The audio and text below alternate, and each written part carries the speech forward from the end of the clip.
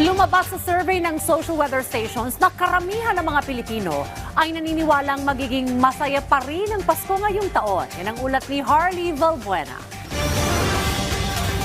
Si Nanay Eleanor, malungkot ang Pasko ngayong taon dahil sa problema sa pamilya. Kaya naman pinili niyang mamasyal sa Luneta ngayong araw para kahit papaano ay makalimot sa mga problema. Para po mawala po ang stress ko. Kasi tinatakbuhan ako ng mga kapatid ko. Dagdag pa sa pasanin ni Nanay Eleanor ang pagkakaroon ng sakit sa puso. Pero di tulad ni Eleanor, marami sa ating mga kababayan ang positibo pa rin ang pananaw ngayong Pasko sa kabila ng dami ng problemang kinaharap ngayon ng bansa. Masaya. Kasama ko yung pamilya ko. Kailangan enjoy. Minsan nasa tao din yun eh.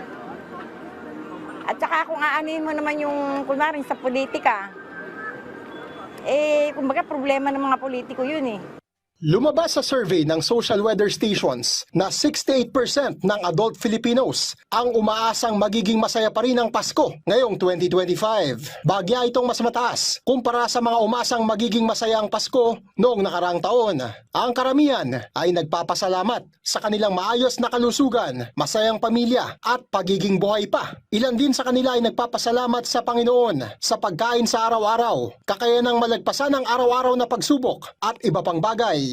Pinakamarami ang positibo ang pananaw sa Pasko sa Mindanao, sumunod sa Visayas, Balance Luzon at Metro Manila. 7% naman ang umaasang magiging malungkot ang Pasko, habang 25% ang hindi pa raw sigurado sa kahihinatnan ng Christmas season. Harley Valbuena para sa Pambansang TV sa Bagong Pilipinas.